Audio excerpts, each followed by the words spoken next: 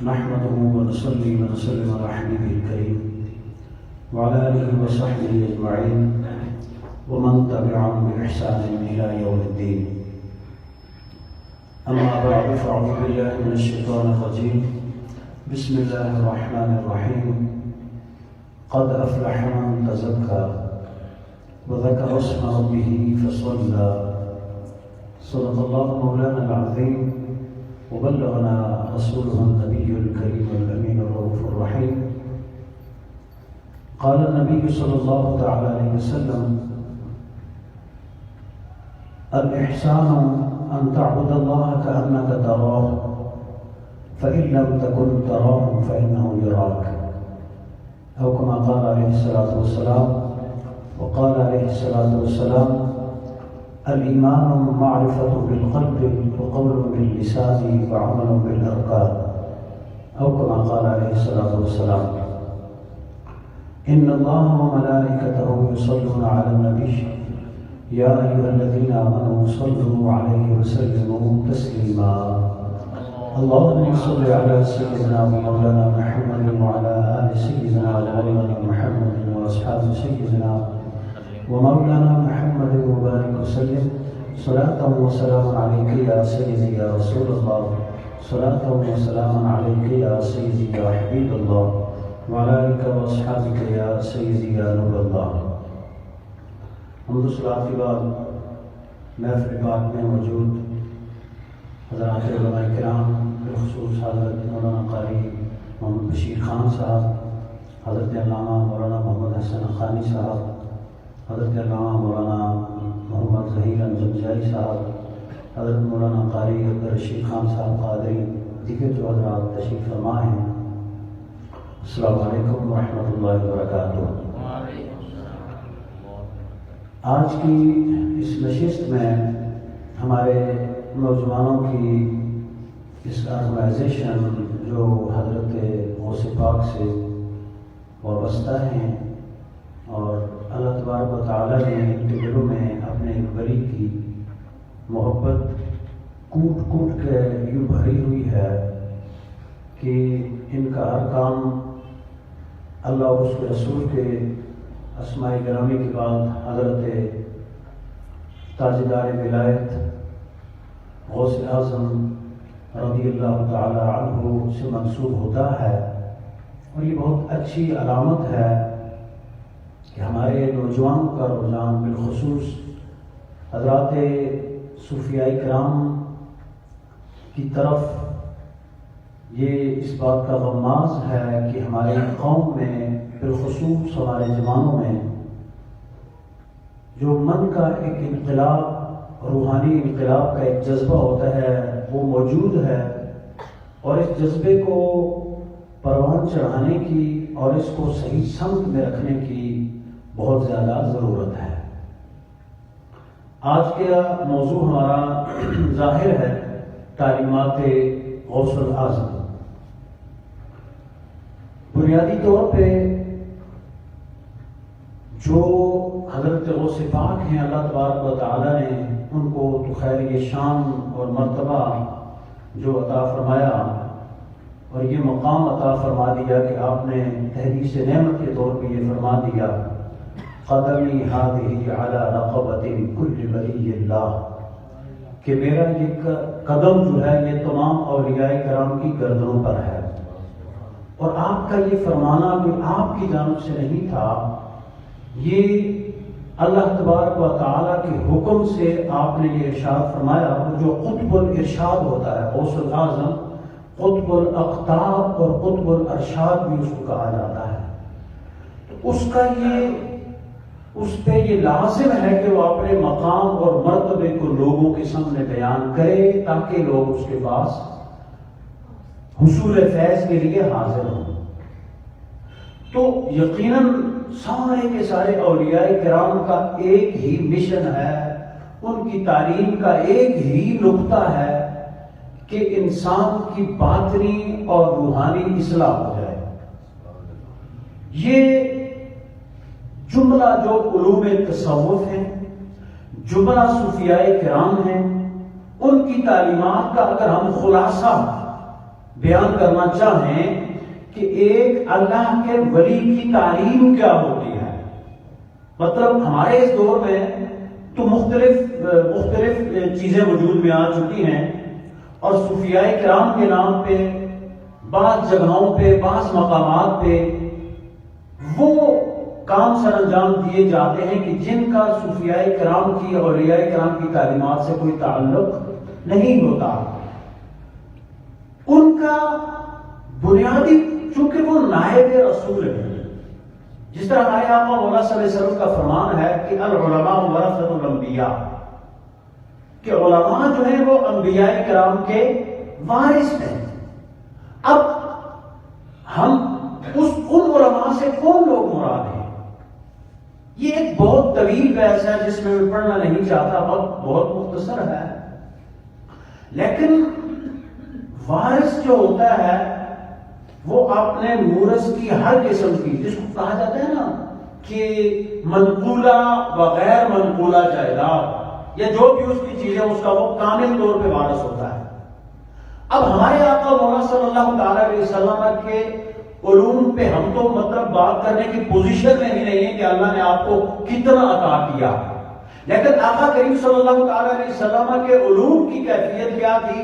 حضرت ابو ہریرہ رضی اللہ تعالیٰ عنہ فرماتے ہیں کہ میں نے آقا کریم صلی اللہ تعالی علیہ وسلم سے 2 طرح کے علوم سیکھے. ایک علم کو میں نے تمہارے اوپر ظاہر کر دیا ہے، بیان کر دیا ہے، اور اگر دوسرا جو علم میں نے حضور سے سیکھا ہے صلی اللہ تعالی علیہ وسلم سے، وہ اگر میں تمہارے سامنے بیان کروں تو تم میری گردن کو کاٹ ڈالو گا. اور اس سے جو محدثین نے شارحین نے مراد لیا ہے وہ علوم باطنی ہیں. یعنی آقا کریم صلی اللہ تعالی علیہ وسلم کا ایک آپ کا علم ظاہر تھا، اور آپ کا ایک جو علوم باطنی تھے وہ ان میں سے حصہ کسی کو ملا ہے. اور علوم باطنی اور علوم ظاہری کا جو جانے ہو در حقیقت حضور کا وارث وہی ہوگا. تو اصل جو آقا کریم صلی اللہ تعالی علیہ وسلم کے علم کے وارث ہیں وہ یہی حضرات اولیاء کرام صوفیاء اعظام ہیں جو علم ظاہری سے بھی مزین ہوتے ہیں اور علم باطنی سے بھی مزین ہوتے ہیں. خود حضرت غوث پاک فرماتے نا کہ درست العلم خطا صرف خطبا، میں نے علم حاصل کیا یہاں تک کہ میں قطبیت کے درجے تک پہنچ گیا.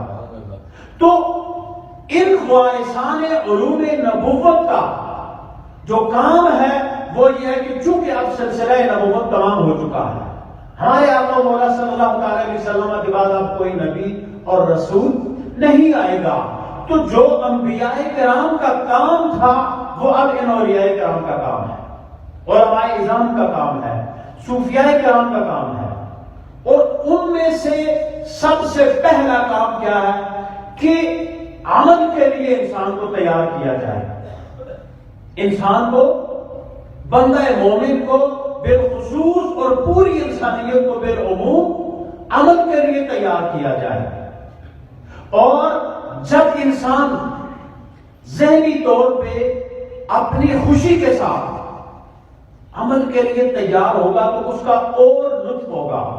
اور ایک کام اگر بندہ ظاہراً بجا آتا ہے، شریعت کا حکم ہے کہ آپ نے نماز پڑھنی ہے، چاہے آپ کو اس کے انوار و تجلیات محسوس ہوں، چاہے آپ کو محسوس نہ ہو، لیکن وہ ایک فریضہ ہے، آپ کو اس کو ادا کرنا ہے. لیکن وہ نماز کہ جس کی کیفیت آقا کریم صلی اللہ علیہ وسلم کی جو طویل حدیث ہے اس کو حدیث جبریل بھی کہتے ہیں، حدیث عمر بھی کہتے ہیں، ان تعبد اللہ کانک تراہ، اللہ کی عبادت اس طرح کا گویا تو اسے دیکھ رہا ہے.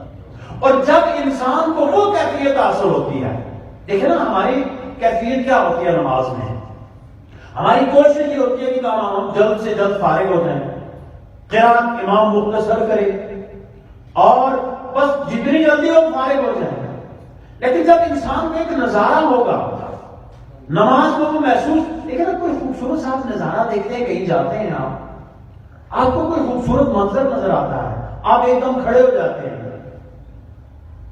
آپ کی یہ خواہش ہوتی ہے کہ یہ منظر آپ آپ کی نظروں سے غائب نہ ہو. آپ اس منظر کو دیکھتے رہیں. اس کے برعکس اگر آپ کو کوئی ایسا منظر نظر آ رہا ہے کہ جو آپ کو پسند نہیں ہے، آپ اس کو نہیں دیکھنا چاہتے، آپ کے اندر کوئی کشش وہ منظر پیدا نہیں کر سکا، تو آپ کہتے ہیں یار یہ منظر جلدی سے جلدی ہماری آنکھوں سے اوجھل ہو جائے. اب یہ شہید کے بارے میں کہا گیا نا کہ اس کو کوئی تکلیف نہیں ہوتی. بھی کیوں تکلیف نہیں ہوتی؟ بندے کا خون جاری ہے، زخمی ہے جسم، گولیوں سے، تیروں سے، تلواروں سے، بھالوں سے چھلنی ہے جسم. لیکن کیا وجہ ہے کہ وہ اس درد کو محسوس نہیں کرتا؟ وہ اس لیے محسوس نہیں کرتا کہ وہ شہادت کے وقت ذات الہی کا دیدار کر رہا ہو. اور جب ذات الہی کا دیدار کر رہا ہو تو سیدنا یوسف علیہ السلام کے حسن کو دیکھنے والی خواتین نے جب وقتّعن ایدیہن اپنے ہاتھوں کو کاٹ ڈالا اور اس کا درد تک محسوس نہیں ہوا. کیوں؟ کہ وہ حسن یوسف میں مگن تھی. وہ سیدنا یوسف علیہ السلام کے حسن کو دیکھ رہی تھی. تو ان کو جب یہ درد محسوس نہیں ہوا تو جو یوسف کے خالق کو دیکھے گا اسے کیسے درد محسوس ہوگا؟ تو یہ اس کیفیت کے حصول کا نام علم تصوف ہے، علم تزکیہ نفس ہے. اس کو آپ جو بھی نام دے رہے ہیں. اب تزکیہ کیا ہے؟ جیسے میں نے آیا بات پڑھا قد افلح من تزکا، قرآن مجید نے فرمایا البتہ تحقیق وہ فلاح پا گیا کہ جس نے تزکیہ کیا. وذکر اسم ربہ فصلی، پھر اپنے رب کا ذکر کیا اور نماز پڑھی. اب یہ بڑا ایک یونیک قسم کا موضوع ہے اور اس میں ماشاءاللہ بہت آپ چلے ایک سلیکٹڈ مجمع ہے ہمارے پاس. تو میں امید رکھتا ہوں تعلیم یافتہ حضرات ہیں تھوڑی سی آپ اس پہ غور اور توجہ فرمائیں گے. ہمارے یہاں آج کل ایک بڑا گرا اور ایک بڑا سوال ہے کیا نماز کے بارے میں ہے کہ وہ تو فاحش سے برے کاموں سے روکتی ہے. ایک بندہ 5 وقت نماز پڑھ رہا ہے، زبان فواحش سے پھر بھی پاک نہیں ہے، عمل شریعت سے بغاوت سے پھر بھی مبرہ نہیں ہے، دکان پہ بیٹھتا ہے تو وہاں پہ ڈنڈی مارتا ہے، آفس میں جاتا ہے وہاں پہ گڑبڑ ہو جاتی ہے، پڑوسیوں سے اس کا سلوک ناروا ہے، رشتہ داروں سے سلوک ناروا ہے. کیا وجہ ہے کہ اس کی نماز اس کے اوپر اثر نہیں ڈال رہی، اس کی عبادت اس کے اوپر اثر انداز نہیں ہو رہی؟ ایک بڑا سوال ہے اس معاشرے کا. اب اس سوال کا جواب اس آیا مبارکہ، یہ جو 2 آیات میں نے پڑھی ہیں اس کے اندر موجود ہے کہ جو ہماری نماز ہے وہ بغیر تزکیے والی نماز ہے. ہماری جو نماز ہے وہ ان تقاضوں کے موافق اور مطابق نہیں ہے کہ جو شریعت نے ہمارے لیے مقرر کیے ہیں. اس کی آپ کو مثال دیتا ہوں. ایک بندہ ڈاکٹر کے پاس جاتا ہے، وہ مریض ہے، بیمار ہے. ڈاکٹر کہتا ہے کہ یہ نسخہ لے جاؤ اور اس کو تم استعمال کرو، لیکن اس کو یہ اتنا ڈوز لینا ہے، اتنے ٹائم میں لینی ہے دن میں، اور اس پہ فلاں پرہیز ہیں. اب وہ بندہ دوائی میں مطلب گڑبڑ کر دے یا اس کو ڈوز کے مطابق نہ لے، جس طرح ڈاکٹر نے کہا ہے اس نسخے کے مطابق وہ نہ لے، ٹائم کا خیال نہ رکھے، پرہیز نہ کرے، تو نتیجہ کیا ہوگا؟ اس کی بیماری میں وہ دوائی مزید اضافہ کرے گا. دوائی بے شک میں استعمال کرتا رہے، لیکن جب تک پرہیز نہیں کرے گا اس وقت تک وہ اس دوائی سے مستفید نہیں ہو سکتا. دوائی سے شفا حقیقی تو اللہ کی طرف سے ہے، لیکن دوائی سے استفادہ اس وقت حاصل کیا جا سکتا ہے کہ جب آپ اس کو ڈاکٹر کے نسخے کے مطابق استعمال کریں. اب قرآن کریم نے ہمیں کہا ہے کہ بھائی پہلے تزکیہ کرو. یہاں ایک اور سوال کا بھی جواب ہے.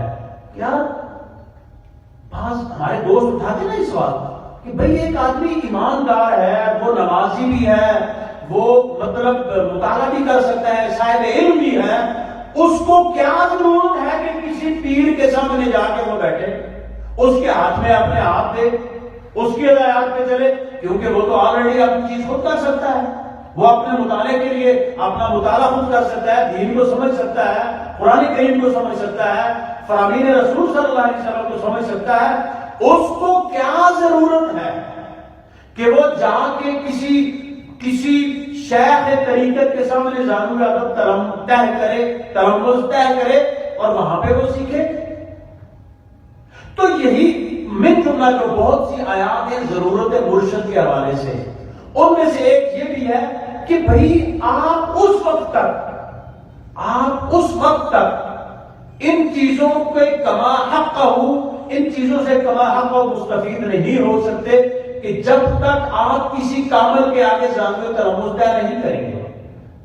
کوئی بندہ محض میڈیکل کی کتابیں پڑھ کے ڈاکٹر نہیں بن سکتا، قانون کی کتابیں پڑھ کے محض کتابوں کا مطالعہ کر کے وہ وکیل نہیں بن سکتا، تاکہ وہ کسی ماہر کے پاس جائے، اس سے استفادہ کرے، پریکٹیکلی طور پہ وہ اس کو ساری چیزیں سکھائے، تب جا کے وہ ڈاکٹر بنے گا یا وکیل بنے گا یا کسی بھی فیلڈ میں. یعنی استاد کی ضرورت ہر فیلڈ میں ضروری ہوتی ہے. اور یہ جو تزکیہ ہے، تزکیے کی مثال کیا ہے؟ میں آپ کو ایک سادی سی ذمہ دارانہ مثال دوں کہ بھئی تزکیہ کیا ہے. آپ ایک باغ لگاتے ہیں، اب باغ میں آپ کی مراد یہ ہے کہ آپ کوئی سبزی، کوئی مطلب اس میں پھول اگانا چاہتے ہیں. آپ کیا کریں گے؟ باغ کو پہلے تیار کریں گے، اس کی کھدائی کریں گے، کوٹی کریں گے، اس کو مطلب اچھے طریقے سے اس کی کھدائی وغیرہ سارا کچھ کر کے اس میں کھاد ڈالیں گے، پھر اس میں آپ بیج بوئیں گے یا پودے لگائیں گے جو چیز آپ کاشت کرنا چاہتے ہیں. اس کے بعد آپ اس کو اپنی مکمل نگرانی میں رکھیں گے کہ بھئی اس کے اندر کوئی اور ایسی چیز نہ اگائے کہ جو اس کے دوسرے پودوں پہ اثر انداز ہو. اور اس کو کہتے ہیں کہ یہ آپ باغ کی گوڈی کریں گے، اس کو پانی دیں گے. لیکن آپ کی اتنی ساری محنت کے بعد بھی صورتحال یہ ہوتی ہے کہ جو سبزی یا جو چیز آپ اپنے باغ میں اگانا چاہتے ہیں اس کے ساتھ ساتھ کچھ خود رو جڑی بوٹیاں اگاتی ہیں، خود بخود اگاتی ہیں. اب وہ خود بخود جو بن بلائے مہمانوں کی طرح آنے والی جو جڑی بوٹیاں ہیں ان کو اس باغ سے صاف کرنا عرف عام میں تزکیہ کہلاتا ہے. کہ مالی نے باغ کا تزکیہ کیا. اس نے کیا کیا کہ خود جڑی بوٹیوں کو کھیڑا، ان کو صاف کیا، اور جس پودے کو وہ کاشت کرنا چاہتا ہے اس کو اس نے بڑھوتری کے لیے چھوڑ دیا. اگر وہ مالی اس باغ کا تزکیہ نہیں کرے گا، ان خود روز جڑی بوٹیوں کو نہیں اکھاڑے گا، ان کی صفائی نہیں کرے گا، تو اس کا مطلب یہ ہوگا کہ وہ ان جو پودوں کو کاشت کرنا چاہتا ہے ان کو وہ خطرے میں ڈال رہا ہے. اب ان خود روز جڑی بوٹیوں کی وجہ سے کیا ہوگا؟ وہ جو پودے کاشت کرنا چاہتا ہے ان کی بڑھوتری میں اثر ہوگا. اس کو اکھاڑنا تزکیہ کہا جاتا ہے. اس میں ایک اور سوال کا بھی جواب ہے، یار محنت کرنی پڑتی ہے اچھے کام کے لیے، نیکی کے لیے. جس طرح مالی ان پودوں کو اگانے کے لیے محنت کرتا ہے تب جا کر وہ پودے وجود میں آتے ہیں، وہ بڑھوتری کی طرف جاتے ہیں. لیکن اس کے باوجود خود رو جڑی بوٹیاں خود بخود اگاتی ہیں. یہ مثال نیکی اور گناہ کی ہے کہ نیکی کے لیے انسان کو محنت کرنی پڑتی ہے، نیکی کے لیے انسان کو جد و جہد کرنی پڑتی ہے، اس کے لیے انسان کو کاوش کرنی پڑتی ہے. لیکن جو مطلب بدعمالیاں ہیں، گناہ ہیں، وہ خود بخود انسان کی طرف بڑھ آتے ہیں. کیوں؟ کہ انسان کے دو بڑے دشمن ہیں. ایک انسان کا دشمن ہے اس کا نفس. سب سے پہلا انسان کا جو دشمن ہے وہ اس کا نفس امارہ ہے، اور دوسرا دشمن شیطان ہے. اب جو پہلا دشمن ہے نفس امارہ، یہ انسان کو برائیوں کی طرف ابھارنے والا نفس امارہ بالسوء، یہ انسان کو برائیوں کی طرف ابھارتا ہے.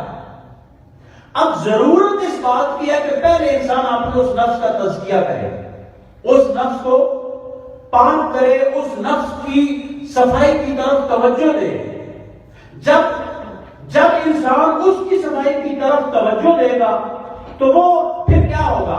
وہ انسان کا مطیع اور فرمانبردار بن جائے گا. اور جب نفس مطیع اور فرمانبردار بن جاتا ہے پھر اس نفس کے آگے بہت سی قسمیں ہیں، لیکن اس کے بعد نفس امارہ کے بعد ہے وہ نفس ملہمہ ہے. پھر وہ نفس انسان کو نیکی کی طرف الہام کرتا ہے، نیکی کی طرف اس کو ابھارتا ہے، اس کو نیکی کا حکم دیتا ہے کہ تو کر. اور جب تک وہ نیکی کے کاموں میں مشغول نہیں ہوتا اس کا نفس اس کو برابر کہتا ہے. لیکن شرط یہ ہے کہ پہلے آپ کا تزکیہ نفس مکمل ہو. مولانا روم نے اس کی بڑی خوبصورت مثال عطا فرمائی ہے. وہ فرماتے ہیں کہ دو قوموں کے درمیان مقابلہ ہوا نقش و نگاری کا، نقش و نگار بنانے کا مقابلہ ہوا. ایک ہال بڑا منتخب کر لیا گیا، اس کی ایک دیوار ایک قوم کو دے دی گئی کہ بھائی آپ نے اس پہ نقش و نگار بنانے ہیں، اور دوسری دیوار دوسری قوم کو دے دی گئی کہ بھائی آپ نے اس دیوار پہ نقش و نگار بنانے ہیں. اب ان میں سے ایک قوم تھوڑی سی جفاکش تھی، محنتی تھی، وہ فن کے بڑے ماہر تھے. انہوں نے مختلف قسم کے رنگ منگوائے، قلمیں منگوائی اور اس پہ نقش و نگار بنانے شروع کر دیے. اب دوسری قوم تھوڑی سیانی تھی، اس نے یہ کیا کہ وہ جو ان کی دیوار تھی نا اس کو انہوں نے پالش کرنی شروع کر دی، دیوار کو چمکانا شروع کر دیا، رگڑنا شروع کر دیا. ایک طرف لگے رہے بیچارے دن رات نقش و نگار بنانے کو. ظاہر سی بات ہے چھوٹا سا پھول اگر کوئی مطلب دیوار پہ بنائے تو اس پہ کتنا ٹائم لگتا ہے، تو پوری دیوار کو سجانے میں ظاہر ٹائم تو لگتا ہی لگتا ہے. ایک طرف کے لوگ لگے رہے اس دیوار کو بے نقش و نگار بنانے کے لیے، انہوں نے اپنا سارا فن اس پہ صرف کر دیا. اور دوسری طرف کے لوگوں نے صرف کیا کیا؟ اپنی والی دیوار کو پالش کرنا شروع کر دیا، اس کو چمکانا شروع کر دیا. اب جب ان کا پیریڈ مکمل ہو گیا کہ بھائی آپ نے جو وقت دیا گیا تھا وہ مکمل ہو گیا، درمیان سے پردہ ہٹا دیا گیا. اب پردہ جب درمیان سے ہٹایا تو وہ جو نقش و نگار والی دیوار تھی اس کے سارے کا سارا نقش دوسری دیوار میں آ گیا. دوسری دیوار میں اس نے انعکاس کر دیا. اب دوسری دیوار چونکہ انہوں نے اتنی چمکائی ہوئی تھی کہ وہ تو بالکل چمک اور دمک رہی تھی، تو وہ نقش و نگار جب اس چمک والی دیوار میں آئے تو منصفین نے یہ فیصلہ کیا کہ یہ والے لوگ مقابلہ جیت گئے ہیں. جنہوں نے اتنی محنت کی، جنہوں نے اتنے اخراجات کیے، وہ بیچارے مطلب پیچھے رہ گئے. اور جنہوں نے صرف پالش کی، جنہوں نے صرف رگڑا، جنہوں نے صرف دیوار کو صاف کیا، ان کو اس کا صلہ یہ ملا کہ وہ مقابلے کے فاتح قرار پائے. مولانا روم کی مثال دے کے فرماتے ہیں کہ اسی طرح ایک انسان تو محنت تو کرتا ہے، ایک انسان آدھی رات کو اٹھے تہجد پڑھتا ہے، قرآن مجید کی تلاوت کرتا ہے، نوافل پڑھتا ہے، مختلف قرآن و وظائف پڑھتا ہے، لیکن اس کے من کی جو دیوار ہے وہ پالش شدہ نہیں ہے، وہ میلی ہے، اس پہ زنگ چڑھا ہوا ہے، اس پہ غفلتوں کا غلاف چڑھا ہوا ہے. وہ تو اس پہ کیسے اثر کرے گا؟ آپ کے سامنے آئینہ ہے، آئینے میں انسان کو اپنا چہرہ نظر آتا ہے، لیکن آئینے پہ اگر زنگ لگ جائے انسان کا چہرہ غائب. اور اس زنگ کو اتارنے کے عمل کو تزکیہ نفس کہا جاتا ہے. اس پورے پروسیس کو مطلب ہم حقیقی مثال اس طرح نہیں، لیکن اس پورے پروسیس کو تزکیہ نفس کا عمل کہتے ہیں. اور یہ پورے علم تصوف کا ماں حاصل یہی ہے. میں سلسلہ نقشبندیہ کے ایک بزرگ ہیں، ان کے اقوال آپ کو میں مطلب ذرا فارسی کی بات شاید شاہ صاحب اس سے زیادہ مستفید ہوں گے اور علامہ حسن حقانی صاحب، لیکن میں آپ کو بتاؤں کہ آج جو تصوف کے بارے میں ہمارے مطلب خیالات ہیں اس سے یہ کتنی مختلف بات ہے کہ تصوف اور سلوک کا پورا ماں حاصل کیا ہے، یہ کس لیے ہے. اب وہ فرماتے ہیں کہ حاصل ہما سیر و سلوک و اشغال و اذکار کہ دل از گرفتاری ما سو اللہ آزاد شود. اور آگے فرماتے ہیں وقت دوام حضور و شہود حاصل بھی گردد وہ سرشتہ صبر بر بلا و رضا بقضا و تحمل مکروہات و قوت باز مانند از مشتریات نفیسہ بدست آیت. چون یہ پورے تصوف کا خلاصہ ہے، بس یہ سمجھ چون دولت تورا نصیب گشت ہما مقامات و مراتب حاصل شدہ گیر و مشتاق کشف و کرامات مباش و مشتاق کشف و کرامات مباش کی بازی ہا بازی ہا. اللہ اکبر. اصل فارسی صوفیاء کے اندر اپنا ایک مزہ ہوتا ہے. وہ فرماتے ہیں کہ بھائی یہ جو تصوف ہے، یہ جو سیر و سلوک ہے، یہ جو ساری چیزیں ہیں، ان سب کا ماں اصل یہ ہے کہ آپ کا دل ماں سے اللہ سے آزاد ہو جائے، ماں سے اللہ سے آزاد ہو جائے. اور اس کی حضرت امام ربانی مجدد الفسانی نے ایک بڑی خوبصورت آپ کو آپ کے ایک مرید نے خط لکھا.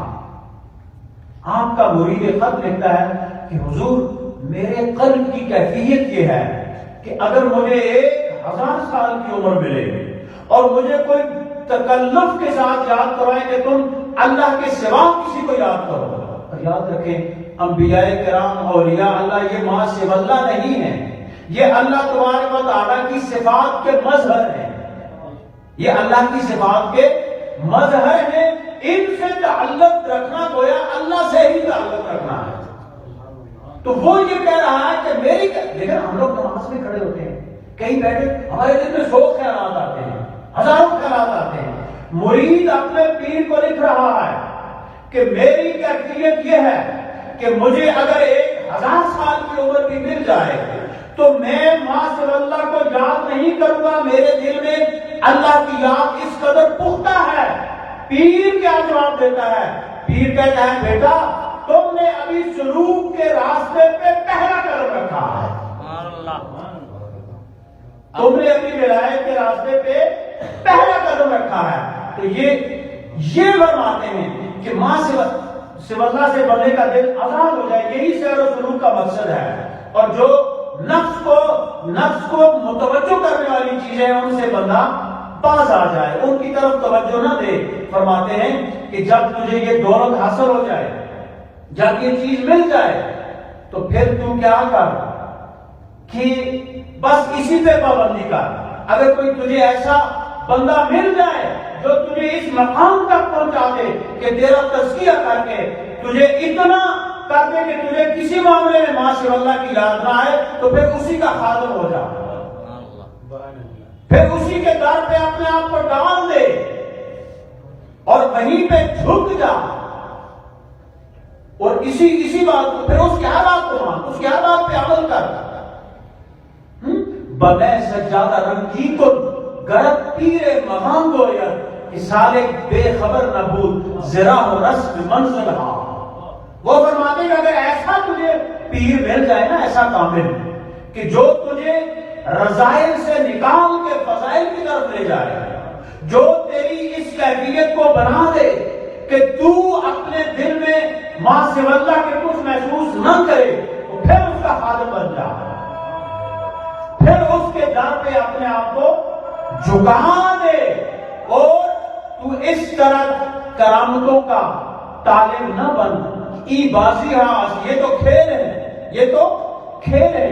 تو حضرت غوث پاک کی جو کتاب ہے رسالہ سر الاسرار، آپ سر الاسرار میں فرماتے ہیں حضرت غوث پاک کا قول ہے کہ کرامت ولایت کے 1000 قدموں میں سے پہلا قدم ہے. بہت قابل توجہ. آج کل ہم نے معیار کیا بنایا ہوا ہے کہ اس کی کرامت ہم دیکھیں، کرامت کیا ہوگی. یاد رکھیں سب سے بڑی کرامت ہے شریعت پہ استقامت، دین پہ استقامت. اور حضرت غوث پاک فرماتے ہیں رضی اللہ تعالیٰ عنہ کہ کرامات جو ہے یہ ولایت کے مقامات 1000 مقامات میں سے پہلا قدم ہے. اگر کوئی یہیں پہ اونچ گیا تو پھر وہ یہیں رہ گیا, وہ آگے نہیں بڑھ سکے گا. اور اگر جو اس سے آگے گزر گیا, اس سے آگے گزر گیا, تو سمجھو کہ وہ اپنی مراد کو پہنچ گیا. اور یہ صوفیاء کرام کا قول ہے کہ اصحاب الکرامات کلہم محجوبون, کہ جن لوگوں سے کرامات کا دنیا میں زیادہ صدور ہوا ہے وہ قیامت کے دن تمنا کہیں گے کہ کاش دنیا میں ہم سے کسی کرامت کا صدور نہ ہوا ہوتا اور ہم بالکل لوگوں کی نظروں سے چھپے رہتے. لیکن حضرت غوث پاک کا مقام چونکہ آپ قطب الاقطاب تھے, قطب الارشاد تھے اور اولیاء کے سردار تھے, اس لیے حضرت غوث پاک کا جو مقام ہے, یہ جو آپ کی کرامات ہے, وہ اس زمرے میں نہیں آئے گی, بلکہ وہ اس زمرے میں آئیں گی کہ جس طرح انبیاء کے لیے اپنا معجزہ مخلوق کے سامنے دکھانا ضروری ہوتا ہے, اسی طرح قطب الاقطاب اور قطب الارشاد کے لیے بھی ضروری ہے کہ وہ اپنی ان صلاحیتوں سے لوگوں کو, طالبین کو آگاہ کرے کہ جو اسے اللہ تعالیٰ نے عطا فرمایا. کے بعد 15 سے 20 منٹ میں ختم کرتا ہوں انشاءاللہ. اس کا مطلب یہ نہیں ہے کہ آپ دنیا کا سارا نظام بندہ چھوڑ دے گا, نہیں. سب سے بڑا کمال انسان, یہ عام جو فرشتے ہیں, عام فرشتوں سے افضل انسان کا مقام کیوں ہے؟ اس لیے ہے کہ انسان کے ساتھ ایک نفس ہے اور ایک انسان کو بہکانے کے لیے شیطان ہے, اور اگر انسان اور نفس اور شیطان کو شکست دے کے اپنے رب کا ہو جاتا ہے تو وہ پھر فرشتوں سے بھی افضل مقام پا لیتا ہے. اس لیے انسان کے لیے یہ لازم ہے کہ وہ اس اپنے راستے کی طرف توجہ کرے, اس راستے کی طرف وہ دھیان دے کہ اللہ نے اس سے کس مقصد کے لیے پیدا کیا ہے. اور جب تک اس تزکیے کی کیفیت حاصل نہیں ہوگی اس وقت تک انسان کا عمل, ٹھیک آپ نے نماز فرائض پڑھ لیے, آپ نے واجبات ادا کر دیے, آپ نے صدقات و خیرات سب کچھ دے دیے. میں ایک مثال دیا کرتا ہوں عمومی طور پہ کہ دیکھیں ہم لوگ مطلب کتنے عرصے سے ہمارے یہاں محافل کا انعقاد ہوتا ہے, محافل میلاد, محافل حائنات اور دیگر مطلب اصلاحی محافل, مجالس, یہ ساری کی ساری روحانی دوائیاں ہیں, یہ روحانی دوائیں ہیں. اب جب کوئی بندہ دوائی استعمال کرے اور اس کی کیفیت ٹھیک نہ ہو, اس کی بیماری سے اس کو افاقہ نہ ہو, تو اس کو سوچنا چاہیے نا کہ یار میں یہ دوائی بھی استعمال کر رہا ہوں, کیا وجہ ہے کہ میری بیماری دور نہیں ہو گئی؟ اس کے یہی 2-3 اسباب ہوں گے, یا وہ پرہیز نہیں کر رہا, یا دوائی زہری ہے, یا وہ دوائی کو اس کے ڈوز کے مطابق لے نہیں رہا. یہ 2-4 وجوہات ہو سکتی ہیں, یا ڈاکٹر نے اس کو نسخہ غلط لکھ کے دے دیا ہے. اب بندہ غور کرے گا, دوائی چینج کرے گا, ڈاکٹر کے پاس جائے گا. تو یہ جو روحانی ہماری دوائیں ہیں, نماز, روزہ, بنیادی جو اسلام کے فرائض ہیں, یہ تو ہمارے کو لازم ہی لازم ہے ہر صورت میں. لیکن یہ جو باقی روحانی دوائیوں کے طور پر استعمال کرتے ہیں, اللہ کا ذکر, اللہ کے رسول کا ذکر, محافل, مجالس, یہ ہمارے من میں انقلاب کیوں نہیں برپا کر رہے؟ ایک بڑا سوال ہے. ہم اس بات پہ بڑے خوش ہوتے ہیں کہ آپ 2 بجے 3 بجے محفل سے واپس جائیں, جا کے آرام سے ساری رات محفل میں آپ بیٹھے ہیں, آپ نعرے بھی لگا رہے ہیں, آپ جھوم بھی رہے ہیں, آپ سب کچھ کر رہے ہیں. 2 بجے 2:30 بجے 3 بجے آپ محفل سے جب جاتے ہیں, آپ سے بات آپ کو نہیں لے رہا, عمومی طور پہ بات کر رہا, محفل سے جاتے ہیں, بے سل ہو کے جا کے سو جاتے ہیں, اور صبح 11 بجے اٹھ کے کہتے ہیں یار بڑا مزہ آیا محفل میں.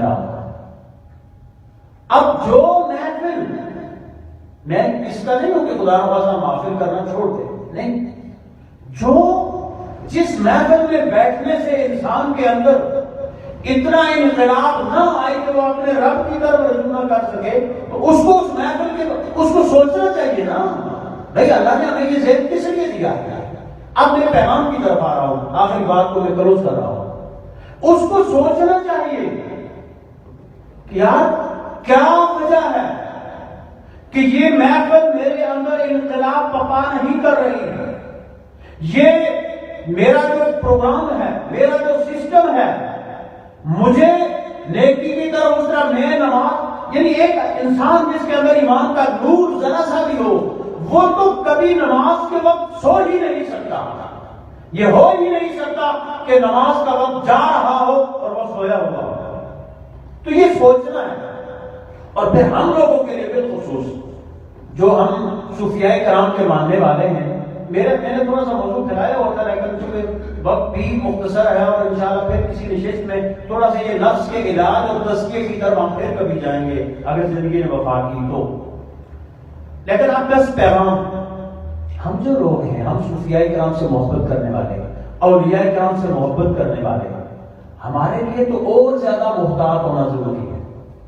وہ بڑی خوبصورت بات میاں صاحب نے فرمائی ہوئی ہے نا، بڑی مشہور، سب سیاں رل پانی میں گئیاں، کوئی کوئی مرسی پار کے، جنہوں نے پار کے سر تے رکھیا پیر رکھن ڈر ڈر کے.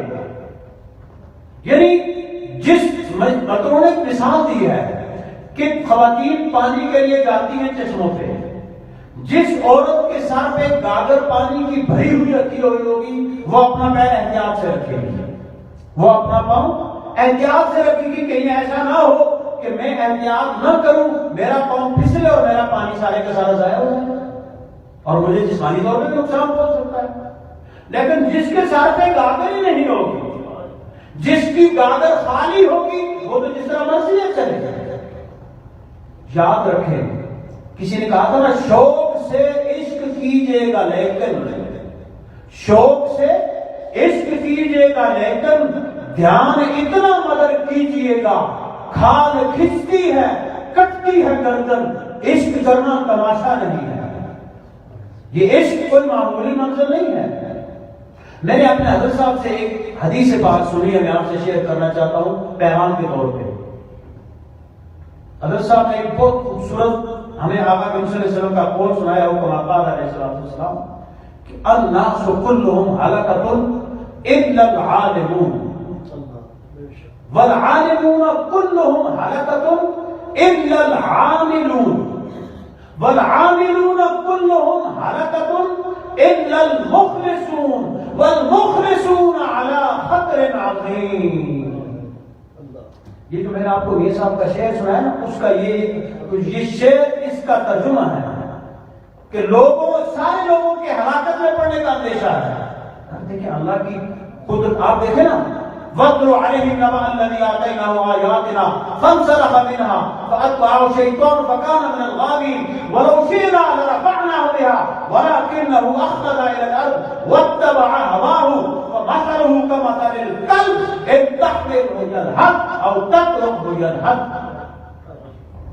مفہوم یہ ہے کہ وہ بندہ ایسا کامل ولی تھا کہ نظر نیچے کرتا تھا، تحت الثرى تک جاتی تھی، اوپر کرتا تھا، عرش اولا تک جاتی تھی.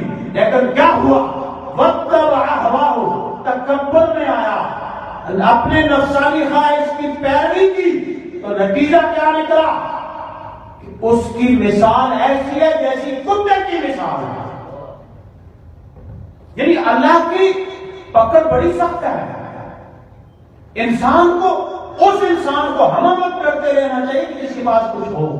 دیکھیں نا، مطلب ایک سادہ سی مثال ہے، آپ کے گھر میں ایک امیٹیشن جیولری وہ پڑی ہوئی ہو، دوسری طرف ہیرے جواہرات اصلی ہوں، آپ امیٹیشن جیولری کو جہاں مرضی ہے چھوڑ دیں، لیکن ہیرے جواہرات کو آپ ساتوں تالوں کے نیچے رکھیں گے کہ یار اس کو، اس کی حفاظت کریں، اس کو کوئی اٹھا کے نہ لے جائے.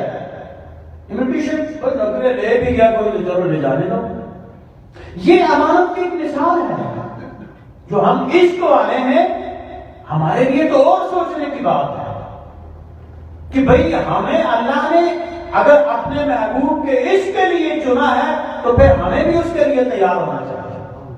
پھر ہمارے لیے، ہمارے پاس بھی ایک سسٹم ہونا چاہیے کہ ہم وقت اپنے رب سے ڈر کے چلے جائیں. الناس کلہم ہلاکۃ، سارے لوگ ہلاکت میں پڑ گئے الا العالمون، لیکن علماء بچ جائیں گے.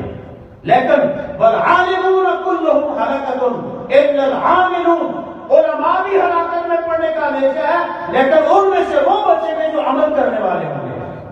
والعاملون کلہم ہلاکۃ الا المخلصون، اور عمل کرنے والوں کے بھی ہلاکت میں پڑنے کا اندیشہ ہے، صرف وہ بچیں گے کہ جو اخلاص کے ساتھ عمل کریں گے، جو مخلص ہوں گے. لیکن مخلصین کے لیے بھی ایسے نہیں ہے کہ جی ہم تو اب لوگا مینو آن رہا رات قبر دی کالی، میں سنے ہوتا ہوں نہیں آنا جنہیں منہ قبر کالی، یہ شعر پڑھ کے پھر خوش ہو جائے بس ٹھیک ہے یار میری قبر میں تو حضور آئیں گے، مجھے کیا ٹینشن ہے، وہ تو مجھے پکڑ کے لے جائیں گے. لیکن اگر حضور نے ہم سے پوچھ لیا تو پھر کیا ہوگا کہ میرا عاشق تھا، تیرے پاس کیا دلیل ہے کہ تو میرا عاشق تھا؟ کیا زبان سے صرف اقرار کرنا اور اس کی گردان کرنا اس کا ہے؟ کوئی بھی دعویٰ ہو بغیر دلیل کے مکمل نہیں ہوتا.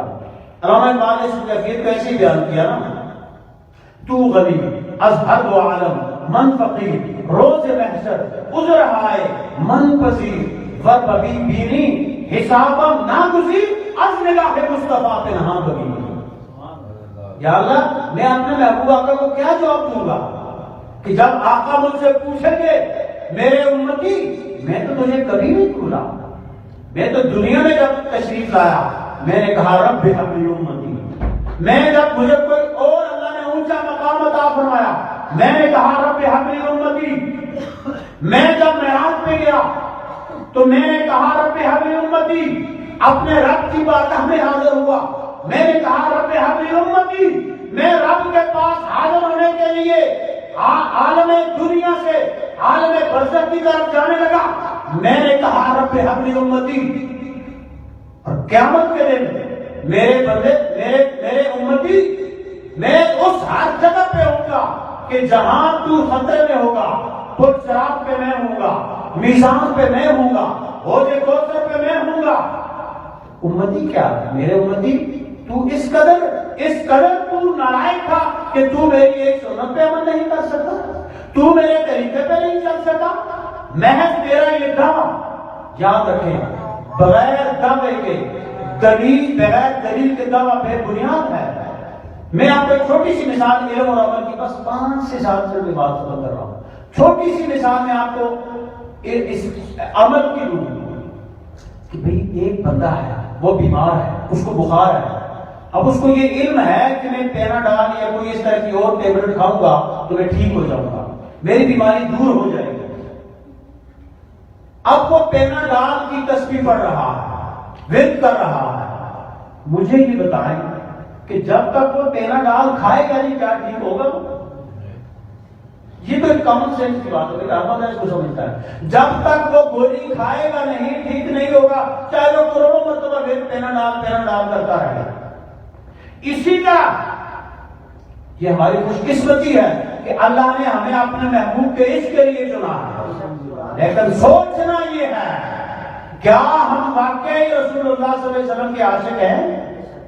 کیا ہم عشق کے ان تقاضوں کو پورا کرتے ہیں کہ جو انسان کو فنا کے مقام پہ لے جاتا ہے، جو انسان کو صحیح اور حقیقی معنوں میں مصطفیٰ کریم صلی اللہ علیہ وسلم کے عشق میں. لوگوں نے تو بھئی حسن یوسف پہ کٹی مصر میں انگشت زنا اور سر کٹاتے ہی تیرے نام پہ مردان عرب، لوگوں نے تو عشق مصطفیٰ پہ اپنی جانیں دے دی. لیکن ہم کیا عشق مصطفیٰ کے لیے اپنی خواہشات کی قربانی نہیں دے سکتے؟ ہماری خواہش یہ ہے کہ ہم زمانے کے ساتھ ساتھ چلیں، اس زمانے کے ساتھ ساتھ ہم ورنہ دقیانوسی کہلائیں گے، پرانے کہلائیں گے. نہیں، اپنی خواہشات کو کچل دینا ہی تو دین ہے نا. تصوف اور تعلیمات اولیاء کا محاصل ہی یہی ہے کہ اپنی من کی خواہشات کو کچل دیا جائے. وہ میں نے تھوڑا سا ایک نقطہ نوٹ کیا تھا لیکن اس کے بعد میری نہیں ہو سکے گی، کیونکہ سب سے بڑی جو چیز انسان کے اندر بیماری ہے وہ انانیت کی ہے، اپنی ہستی کو مٹانے کی ہے. لیکن اس میں پھر کبھی صحیح انشاءاللہ. لیکن یہ پیغام میرے بھائیوں، میرے دوستوں، میرے بزرگوں یہ یاد رکھو کہ جب تک ہم عمل کی طرف مائل نہیں ہوں گے اور عمل بھی اخلاص والا، وَالْمُخْلِصُونَ عَلَى خَطْرٍ عَظِيمٍ، کہ جو اخلاص والے ہیں وہ بھی بڑے خطرے میں ہیں. بڑا خطرہ ہے کہ کہیں وہ تکبر میں نہ آ جائیں، کیونکہ تکبر، انانیت اس کائنات کا سب سے پہلا گناہ ہے. اس کائنات کا سب سے پہلا جو گناہ ہے وہ انا ہے. میں ڈبویا مجھ کو ہونے میں، نہ میں ہوتا تو کیا ہوتا.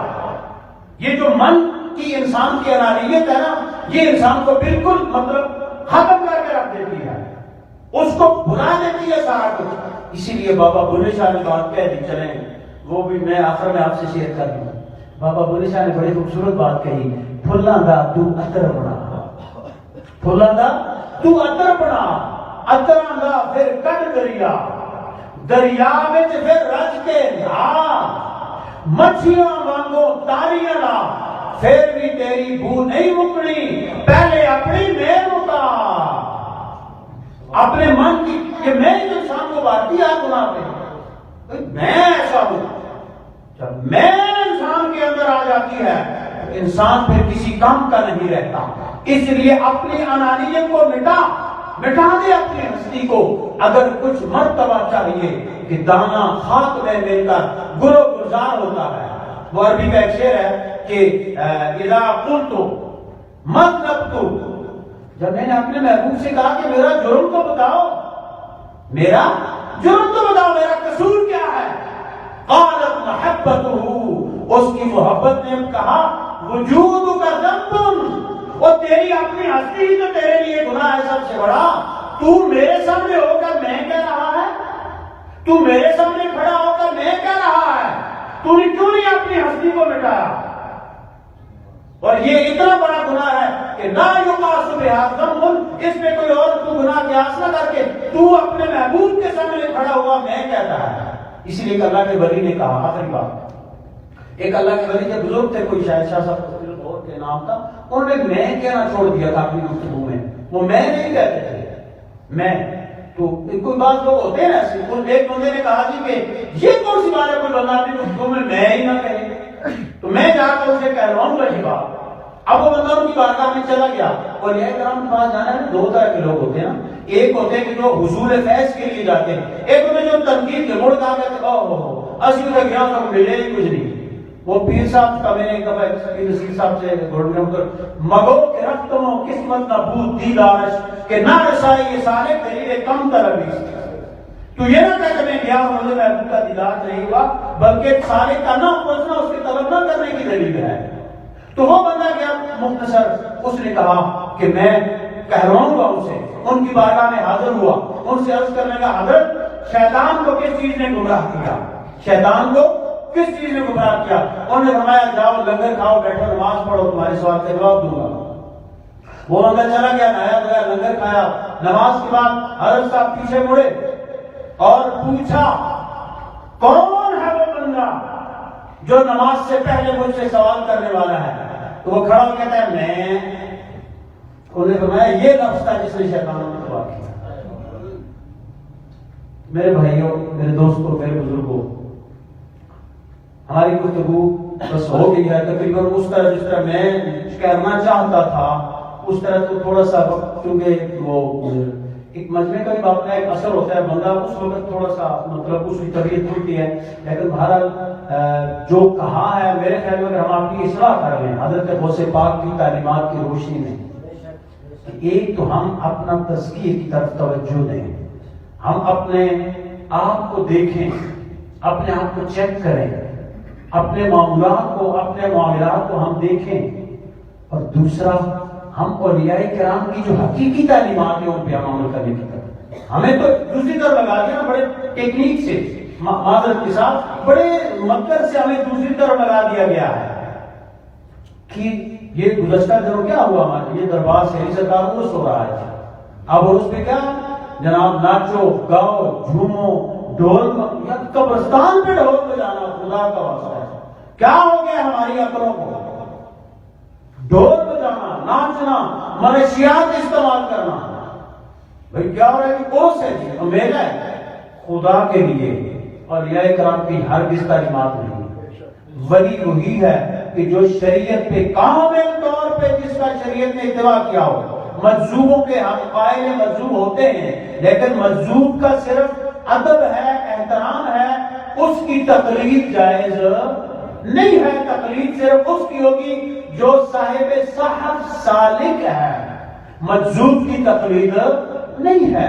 اور اولیاء کرام کی تعلیمات یہی ہے کہ اپنی اصلاح کرو، اپنے من سے شروع کرو، اپنے گھر سے شروع کرو، اپنے آپ سے شروع کرو، اور اگر تم ایک عمل کر رہے ہو اور اس میں کوئی اثر نہیں ہو رہا تو پھر غور کرو کہ میرا یہ عمل کہاں سے ٹیڑھا جا رہا ہے کہ میرے اوپر اثر نہیں ہو رہا۔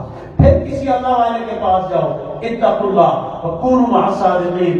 اور جو حدیث پاک میں نے عمل والی احسان والی کی تھوڑی سی میں نے بات کر لی، ہلکی سی آیت پہ بھی گفتگو ہو چکی ہے۔ جو عمل کی حدیث میں نے پڑھی تھی آخر میں ابن ماجہ اور دیگر کتب حدیث میں یہ روایت موجود ہے کہ آقا کے صلی اللہ علیہ وسلم نے ارشاد فرمایا الایمان معرفۃ بالقلب وقول باللسان وعمل بالارکان، کہ ایمان کیا ہے؟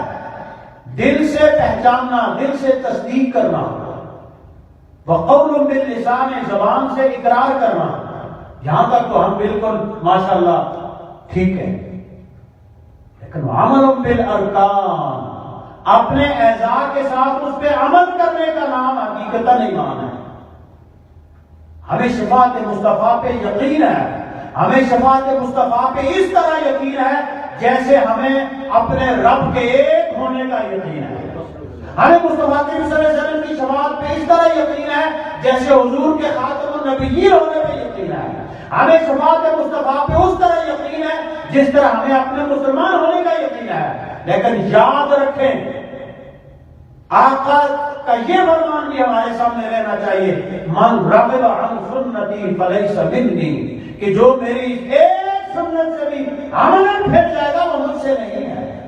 اس لیے ہم سب کو ان تینوں چیزوں کی طرف، اور عمل کی آخری بات یہ اختیارات مصطفیٰ کی بات ہے۔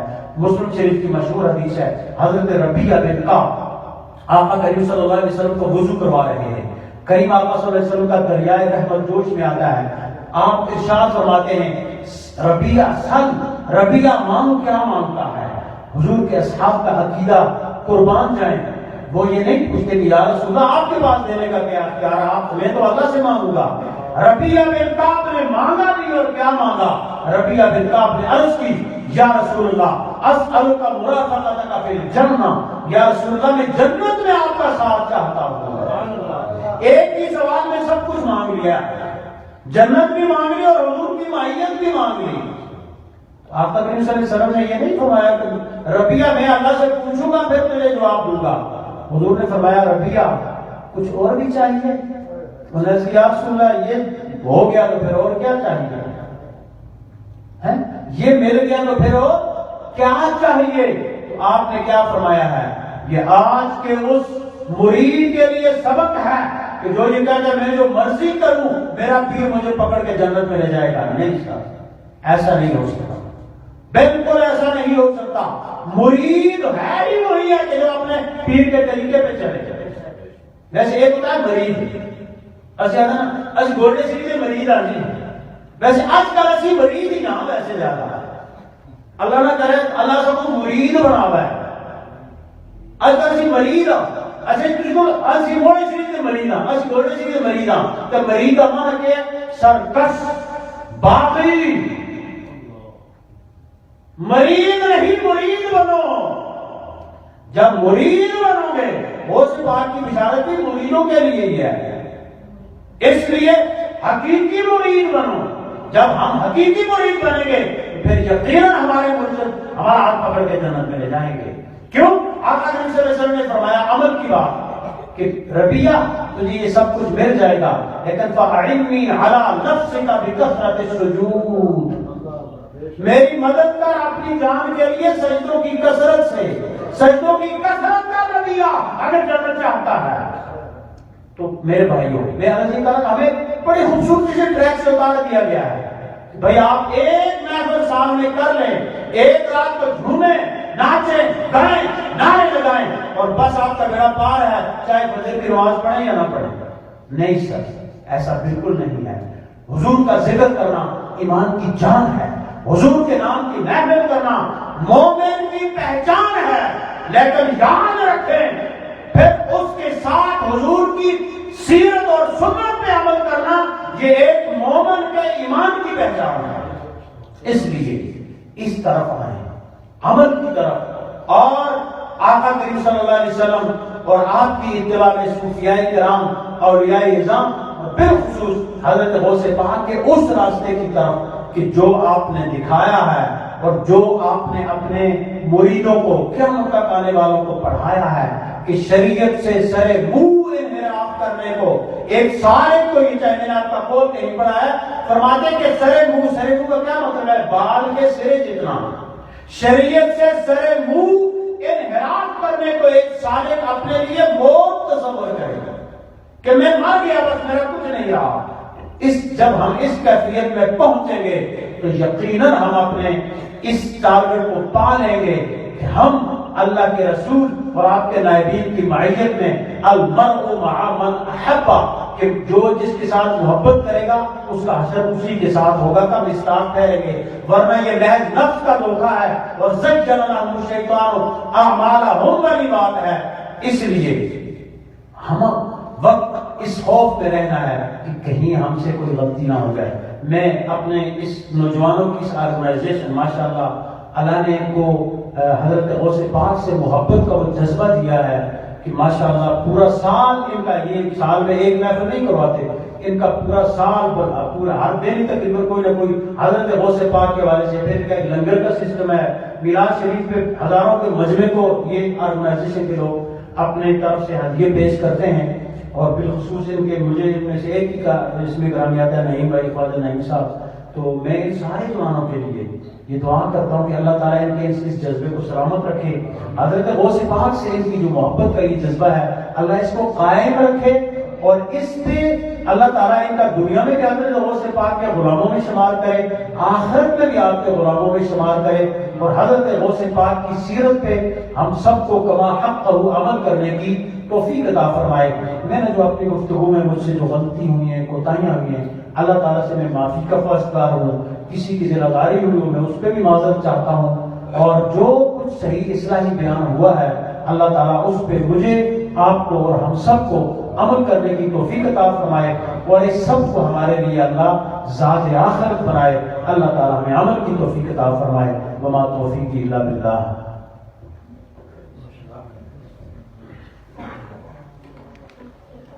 نماز ادا کریں، اس کے بعد انشاءاللہ لنگر میں تقسیم ہوگا۔